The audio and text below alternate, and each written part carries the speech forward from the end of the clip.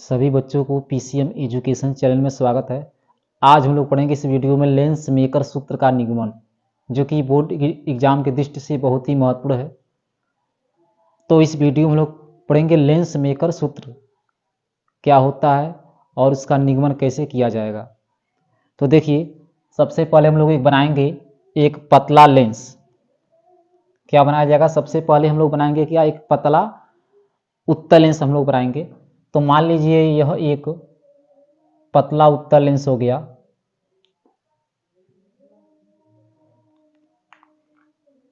यहां पर सबसे पहले हम लोग बनाएंगे एक पतला उत्तल लेंस। यह एक पतला उत्तल लेंस हो गया यल, और यह इसका हो गया मुख्य अक्ष। यह लेंस का क्या हो गया? मुख्य अक्ष हो गया। तो सबसे पहले हम लोगों ने क्या बनाया है, एक पतला उत्तल लेंस हम लोग बनाए हैं। यल एक क्या है? यल एक पतला उत्तल लेंस है, और यह इसकी क्या हो गई? मुख्य अक्ष हो गई। तो लेंस की दो पृष्ठ होता है। लेंस कितने पृष्ठ होता है? दो। देखिए, यह मान लीजिए कोई लेंस है ऐसे, तो इसका पहला पृष्ठ यह हो गया। यह क्या हो गया? लेंस, यह जो है लेंस का पहला पृष्ठ हो गया, और यह जो है लेंस का क्या हो गया? दूसरा पृष्ठ हो गया। तो किसी भी लेंस के दो पृष्ठ होते हैं। तो यह पहला लेंस हो गया, सॉरी, यह पहला पृष्ठ हो गया। तो पहले पृष्ठ का जो ध्रुव है, पहले पृष्ठ का ध्रुव वह हो जाएगा P1, और दूसरे पृष्ठ का जो ध्रुव होगा वह हम लोग मानेंगे क्या है? P2। तो P1 P2 क्या है? P1 P2 है इस पतले लेंस के पहले और दूसरे पृष्ठों की ध्रुव। P1 क्या हो गया? इस पतले लेंस के पहले पृष्ठ का ध्रुव P1 हो गया, और P2 क्या है? इस दूसरे पृष्ठ का ध्रुव क्या हो गया? P2 हो गया। और लेंस की हम लोग मोटाई क्या मानेंगे? Small T. जो लेंस है, यह लेंस जो है वो स्मॉल टी मोटाई का है। इसकी जो मोटाई है लेंस की वो कितना है? Small T. अब देखिए, मान लीजिए कि इस लेंस के मुख्य अक्ष पर एक बिंदु वस्तु O रखा गया है। क्या रखा गया है? बिंदु वस्तु O। अब इस बिंदु वस्तु O का हमें इमेज बनाना है, प्रतिबिंब बनाना है। तो सबसे पहले हम लोग क्या करेंगे, इस बिंदु वस्तु O से एक प्रकाश किरण इसके पहले पृष्ठ पर आपतित करेंगे। इस बिंदु वस्तु O का इमेज बनाने के लिए पहले क्या किया जाएगा कि एक प्रकाश किरण जो है इसके पहले पृष्ठ पर क्या किया जाएगा? आपतित किया जाएगा, डाला जाएगा। तो देखिए, यहां से पहले पृष्ठ पर यहां पर क्या करना है? एक प्रकाश किरण आपतित करना है। यह पॉइंट मान लीजिए ए हो गया। तो यहां पर थोड़ा सा रुक जाना है। रुकना क्यों है? क्योंकि देखिए, अब यह जो प्रकाश किरण ओए है, प्रकाश किरण ओए, वह वायु से अब किस में जा रही है? कांच में जा रही है। यानी विरल माध्यम से किस में प्रवेश कर रही है? सघन माध्यम में प्रवेश कर रही है।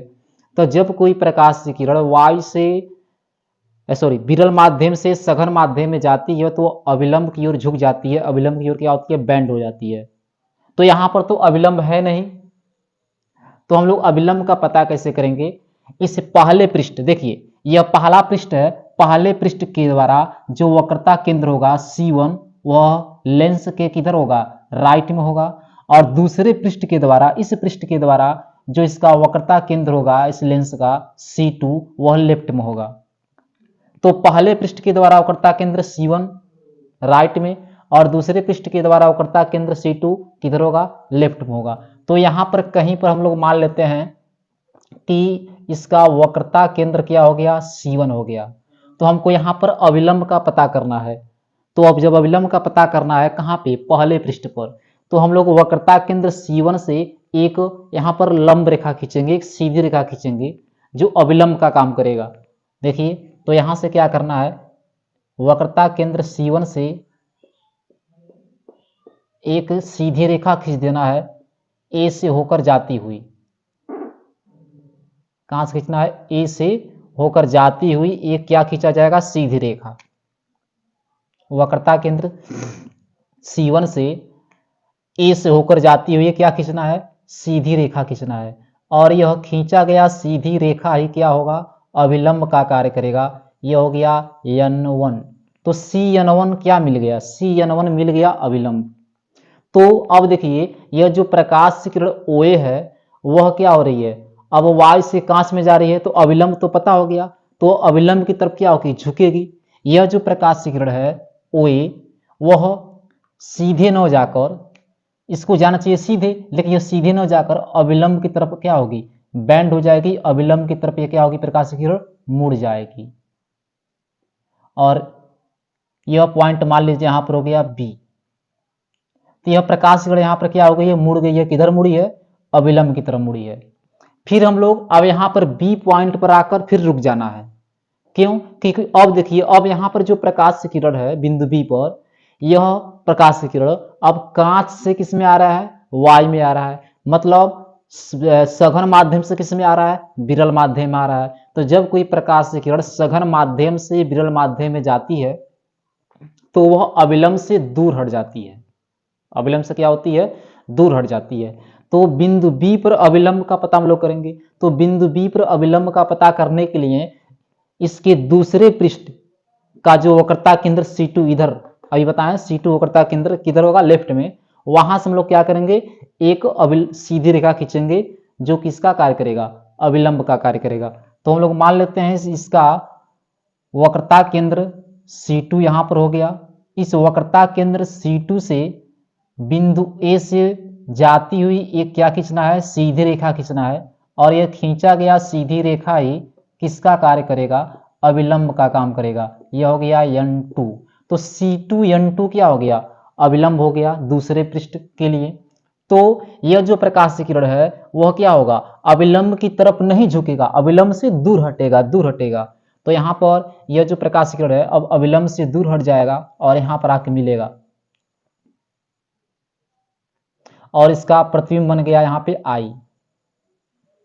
अगर 1 मिनट के लिए अगर यह मान लिया जाए, यह मान लिया जाए कि अगर यह दूसरा पृष्ठ नहीं होता, अगर दूसरा पृष्ठ क्या होता, नहीं होता, तो यह क्या होता, यह जो प्रकाश किरण AB है, जो अपवर्तित प्रकाश किरण AB है, वह क्या होती, सीधे निकल जाती ऐसे, और यहां पर आकर काटती मुख्य अक्ष पर ऐसे, I डैश पर मिलता, कहां पर आकर मिलता, I डैश पर।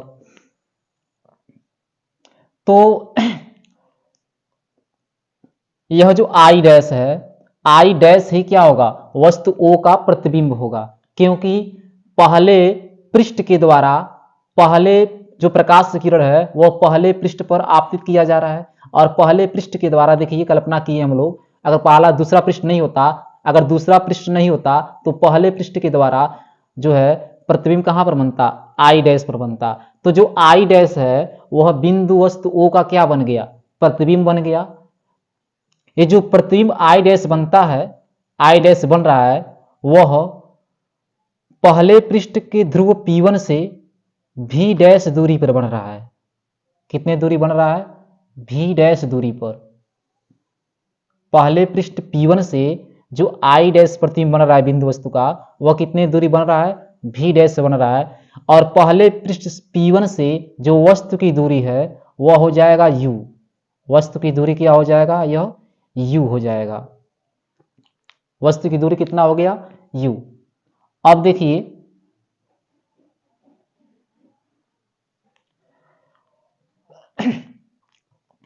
यह जो I डैश है, I डैश, वह ध्रुव I डैश की ध्रुव P2 से दूरी बताइए कितना होगा, I डैश की ध्रुव P2 से दूरी। तो यह कुल दूरी कितना है, यहां तक दूरी है V डैश, और यह कितना, इतना T है। तो इस पूरे में से V डैश में से अगर T घटा दिया जाए तो P2 से I डैश तक की दूरी निकल जाएगा।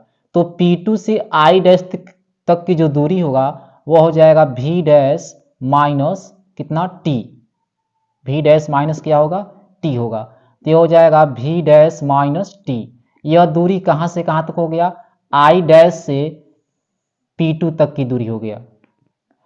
और I से जो P2 की दूरी है वो हम लोग मानेंगे V। क्या माना जाएगा, V। तो यह V हो गया। तो इस तरह से इसका चित्र बनकर रेडी हो गया। तो देखिए सबसे पहले हम लोग लिखेंगे कि गोली पृष्ठ पर गोलीय पृष्ठ पर अपवर्तन के सूत्र, गोलीय पृष्ठ पर अपवर्तन के सूत्र। इससे पहले वाले वीडियो में हम लोग पढ़े हैं, चाहे वो गोली अवतल पृष्ठ हो चाहे गोली उत्तल पृष्ठ हो, उस पृष्ठ पर अपवर्तन का सूत्र होता है n/v माइनस 1/u बराबर n-1 इंटू r से। इस फार्मूले से हम लोग लिखेंगे, क्या लिखेंगे, गोली पृष्ठ पर अपवर्तन के सूत्र, यानी गोली प्रथम गोली पृष्ठ पर, यहां क्या लिखना है, प्रथम गोली पृष्ठ पर, प्रथम गोली पृष्ठ पर, यानी इसके पहले पृष्ठ के लिए, इसके पहले पृष्ठ पर हम लोग अपवर्तन का सूत्र लागू कर रहे हैं। देखिए इसकी दो पृष्ठ है तो इसका दो ध्रुव हो गया P1 और P2, और दो वक्रता केंद्र हो गया C1 और C2, तो इसके दो वक्रता त्रिज्या भी होगा R1 और R2। तो पहले पृष्ठ की वक्रता त्रिज्या R1 होगा और दूसरे पृष्ठ की वक्रता त्रिज्या क्या होगा, R2 होगा। तो हम लोग प्रथम पृष्ठ के लिए बात कर रहे हैं, तो प्रथम पृष्ठ के लिए जब बात कर रहे हैं तो देखिए यह हो जाएगा n/v। तो v क्या होता है, वस्तु की दूरी। तो पहले पृष्ठ के लिए, पहले पृष्ठ के लिए वस्तु की दूरी कहां पर बन रहा है, वस्तु पहले पृष्ठ के द्वारा प्रतिबिंब कहां बन रहा है, I डैश पर बन रहा है। तो इसकी P1 से दूरी दिखे कितना है, P1 से दूरी क्या है, v डैश है। तो इस फार्मूले में v के जगह पर क्या लिखना है, v डैश माइनस 1/u के जगह पर तो u ही रहेगा, बराबर n-1, और पहले पृष्ठ की त्रिज्या हम लोग क्या माने हैं, R1। तो ये हो जाएगा R1, और यह इक्वेशन नंबर कितना हो गया, फर्स्ट हो गया। देखिए यह जो प्रतिबिंब I डैश बना है वह दूसरे पृष्ठ के लिए, इस दूसरे पृष्ठ के लिए आभासी वस्तु का कार्य करता है। ये जो प्रतिबिंब I डैश बना है यह दूसरे पृष्ठ के लिए आभासी वस्तु का क्या करता है, कार्य करता है। जो I डैश जो है, I डैश जो यह जो पृष्ठ है वह I डैश का अंतिम प्रतिबिंब कहां बना रहा है, I पर बना रहा है, कितनी दूरी बना रहा है, v दूरी बना रहा है। तो इस दूसरे पृष्ठ के लिए, इस दूसरे पृष्ठ के लिए आभासी वस्तु का कार्य कौन कर रहा है, I डैश कर रहा है। और जो I डैश कर रहा है, आभासी वस्तु का काम कौन कर रहा है, I डैश कर रहा है। और ये जो दूसरा पृष्ठ है, दूसरा पृष्ठ, वह I डैश का अंतिम प्रतिबिंब कहां बना रहा है, I पर बना रहा है, कितनी दूरी बना रहा है, v दूरी बना रहा है। नहीं समझे, फिर ध्यान से देखिए, जो दूसरा पृष्ठ है, इस दूसरे पृष्ठ के लिए, जैसे पहले पृष्ठ के लिए वस्तु कौन हुआ, O, तो प्रतिबिंब कहां बना है, I डैश पर। तो यह दूसरे पृष्ठ के लिए I डैश जो है वह आभासी वस्तु का कार्य कर रहा है, और यह जो दूसरा पृष्ठ है वह I डैश का अंतिम प्रतिबिंब कहां बना रहा है, I पर बना रहा है, कितने दूरी बना रहा है, v दूरी बना रहा है, कितने दूरी पर, v दूरी पर। तो हम लोग यह लाइन लिखेंगे कि चूंकि प्रतिबिंब, ये लाइन परीक्षा में भी लिखना पड़ेगा, प्रतिबिंब I डैश दूसरे पृष्ठ के लिए, दूसरे पृष्ठ के लिए आभासी वस्तु का कार्य करता है, आभासी वस्तु का कार्य करता है। यह पृष्ठ I डैश का अंतिम प्रतिबिंब, अंतिम प्रतिबिंब, देखिए जो पृष्ठ है वह I डैश का अंतिम प्रतिबिंब कहां बना रहा है, I, अंतिम प्रतिबिंब कहां बना रहा है, I अपने से v दूरी पर बनाता है। कहने का मतलब है कि जो दूसरा पृष्ठ है, इस दूसरे पृष्ठ के लिए जो I डैश है, यानी प्रतिबिंब जो I डैश है, इस दूसरे पृष्ठ के लिए क्या करता है, आभासी वस्तु का कार्य करता है। और यह जो दूसरा पृष्ठ है, यह पृष्ठ मतलब दूसरा पृष्ठ, यह जो दूसरा पृष्ठ है वह I डैश का अंतिम प्रतिबिंब कहां बना रहा है, आई बना रहा है और कितनी दूरी बना रहा है पृष्ठ, ये अपने से, जो पृष्ठ है वो अपने से कितनी दूरी बना रहा है, प्रतिबिंब भी दूरी बना रहा है। तो यहां पर देखिए हम लोग, अर्थात हम लोग कह सकते हैं कि जो वस्तु दूसरे पृष्ठ के लिए वस्तु का काम कौन किया, आई डैश, तो वस्तु की दूरी यू होती है और यू आई डैश की दूसरे पृष्ठ से दूरी कितना है, भी डैश माइनस टी। इसका मतलब यह वस्तु की दूरी हो गया भी डैश माइनस टी। भी डैश माइनस टी किसका दूरी हो गया, वस्तु की दूरी हो गया। तो अब हम लोग यहां पर लिखेंगे द्वितीय गोलीय पृष्ठ पर, द्वितीय गोलीय पृष्ठ पर अपवर्तन के सूत्र, फिर हम लोग सूत्र लिखेंगे। फार्मूला क्या होता है, अभी यहां पर लिखा गया है n अपान भी माइनस 1 अपान यू बराबर n माइनस 1 अपान आर से। अब इस फार्मूले से लिखना है दूसरे पृष्ठ के लिए, तो n की जगह पर हम लोग यहाँ पर 1 अपान n लिखेंगे और v की जगह पर तो v ही रहेगा, माइनस 1 अपान यू, यू की जगह पर क्या लिखा जाएगा दूसरे पृष्ठ के लिए, तो v डैश माइनस टी लिखा जाएगा बराबर, फिर इस फार्मूले में n के जगह पर 1 अपान n लिखना है माइनस 1 और दूसरे पृष्ठ की जो वक्रता त्रिज्या है वह क्या हो जाएगा R2। अब n की जगह पर 1 अपान n क्यों लिखा गया है, तो सूत्र आप लोग पढ़े होंगे, चूंकि जो ANG होता है वह 1 अपान GNA के बराबर होता है, मतलब वायु के सापेक्ष कांच का जो अपवर्तनांक होता है वह कांच के सापेक्ष वायु के अपवर्तनांक का क्या होता है, उल्टा होता है। क्योंकि हम लोग पहले तो प्रकाश की किरण वायु से किस में गई थी, कांच में, फिर जब कांच से वायु में आएगी तो अपवर्तनांक बदल जाएगा, अपवर्तनांक क्या होगा, बट्टे में हो जाएगा। पहले अपवर्तनांक क्या था, n, जब वायु से प्रकाश की किरण जब वायु से कांच में गई थी तो अपवर्तनांक n था, तो n की जगह पर n ही लिखा गया था। लेकिन अब क्या हो रहा है, प्रकाश की किरण जो है वो कांच से वायु में आ रही है तो अपवर्तनांक उल्टा हो जाएगा। अब इस फार्मूले में जहां जहां n है उसके जगह पर क्या लिखा जाएगा, 1 अपान n, 1 अपान n। अब इसको थोड़ा और आगे हल कर लेना है, तो यहां पर देखिए n जो है, v जो है वह n के पास आ जाएगा, तो यह मिलेगा 1 अपान n v माइनस 1 अपान v डैश माइनस t बराबर n का गुणा होगा तो यह मिलेगा 1 माइनस n और इस पूरे के नीचे क्या आएगा n, फिर इसके नीचे क्या आएगा यहाँ पे R2 आएगा। तो फिलहाल अभी जगह नहीं है तो इतने का आप लोग स्क्रीनशॉट लीजिए।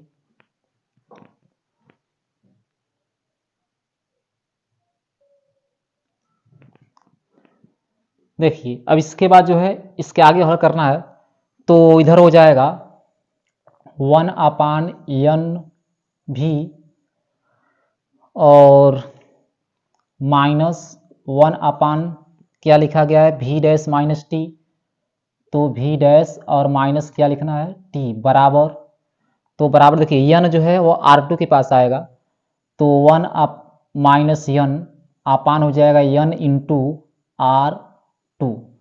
तो हम लोग अब क्या करेंगे, दोनों पक्षों में n से गुणा, यहाँ पर क्या लिखना है कि दोनों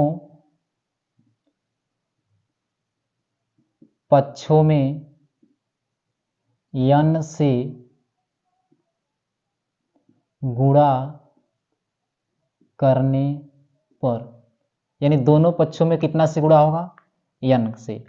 तो देखिए n का गुणा यहाँ पर होगा, तो n गुणे 1 अपान n भी माइनस n गुणे 1 अपान v डैश माइनस टी बराबर हो जाएगा n गुणे 1 माइनस n अपान n R2, यानी प्रत्येक पद में, दोनों पक्षों के प्रत्येक पद में n से गुणा हो गया, तो यह n से n कट गया, यहाँ पर नहीं कटेगा तो यह तो n ही रहेगा, फिर इधर n से n कट गया, बचा कितना इधर, तो 1 अपान v बच रहा है माइनस n का ऊपर गुणा होगा, तो n अपान v डैश माइनस t बराबर,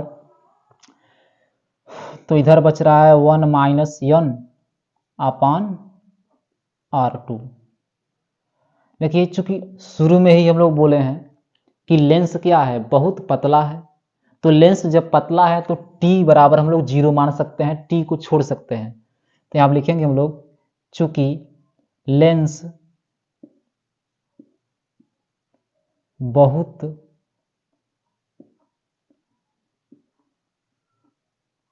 पतला है इसलिए टी बराबर क्या माना जाएगा, 0। जो लेंस की हम लोग चौड़ाई टी माने थे वो हम लोग क्या मान लेंगे, 0। 0 क्यों माना जा रहा है, क्योंकि लेंस क्या है, बहुत पतला है। तो जब हम लोग 0 रखेंगे तो टी यहाँ से खत्म हो जाएगा, तो मिलेगा क्या यहाँ पे, तो मिलेगा 1/v माइनस n अपान मिलेगा v डैश बराबर मिलेगा 1 माइनस n अपान r2। या इसको ऐसे भी लिख सकते हैं कि 1/v माइनस n अपान v डैश बराबर, ऊपर से हम लोग माइनस चिन्ह कॉमन करेंगे तो यह हो जाएगा n माइनस 1 अपान कितना, r2। तो यह इक्वेशन नंबर हो गया सेकंड। अब क्या करना है कि समीकरण 1 और 2 को हम लोग क्या कर लेंगे, जोड़ लेंगे। किसे किसे जोड़ना है, 1 और 2 को। तो चलिए देखिए, तो अब चित्र की कोई ज़रूरत है नहीं, तो चित्र को अब मिटा दिया जा रहा है।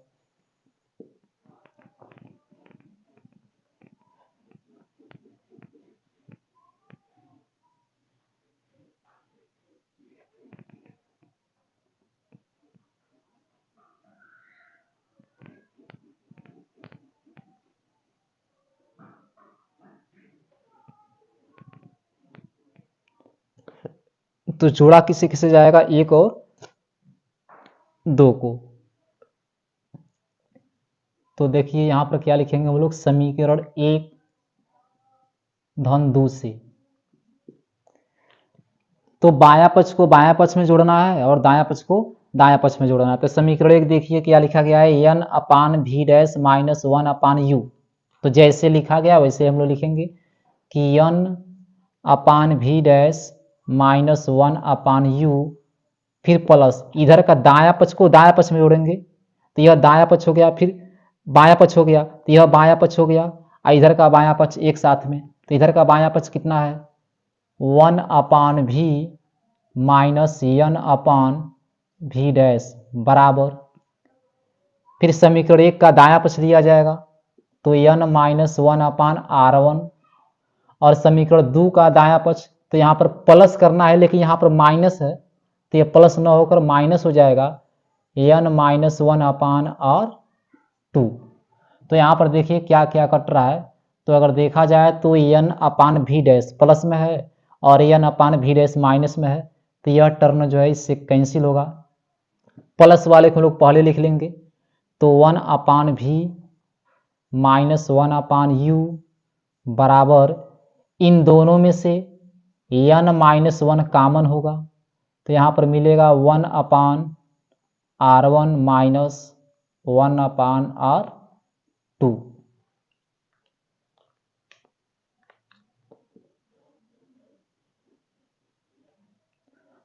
अब हम लोग लिखेंगे कि यदि वस्तु अनंत पर हो,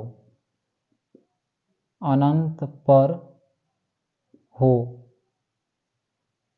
अर्थात जब वस्तु अनंत पर होगा तो u बराबर क्या होगा, इनफाइनाइट। कहने का मतलब यह है कि u बराबर अगर इनफाइनाइट हो, कहने का अर्थ क्या है कि अगर u बराबर इनफाइनाइट हो, मतलब यदि वस्तु कहाँ पर हो, अनंत पर। तो जब वस्तु अनंत पर हो तो उस केस में v जो होता है वह f के बराबर होता है, यानी जो v होगा वह f पर होगा। तो इस फार्मूले में v की जगह पर f लिखना है और u की जगह पर क्या लिखना है, इनफाइनाइट।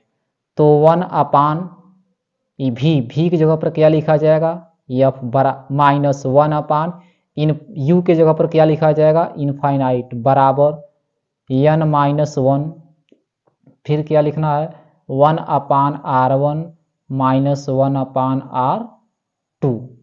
अब 1 अपान इनफाइनाइट का मतलब 0, अब यह खत्म हो गया, समाप्त हो गया, बचा क्या, तो 1 अपान f बराबर n-1 into 1/r1 minus 1/r2, और यही होता है lens maker formula. Lens maker सूत्र क्या होता है? तो लेंस मेकर सूत्र होता है 1/f is equal to n-1 into 1/r1 minus 1/ क्या होता है? r2 होता है। तो यह बहुत ही महत्वपूर्ण सूत्र था। कभी कभी परीक्षा में लिख देगा कि लेंस मेकर सूत्र 1/f is equal to n-1 into 1/r1 minus 1/r2 का निगमन कीजिए। तो ऐसे ही करना है। या सूत्र न लिखकर प्रश्न सिर्फ ऐसे पूछ देगा कि लेंस मेकर सूत्र का निगमन कीजिए, तो यहाँ तक लिखना है, क्योंकि यही क्या होता है? लेंस मेकर सूत्र होता है। और 2024 के बोर्ड एग्जाम के लिए यह बहुत ही महत्वपूर्ण हेडिंग था। तो आज की वीडियो में बस इतना ही। धन्यवाद।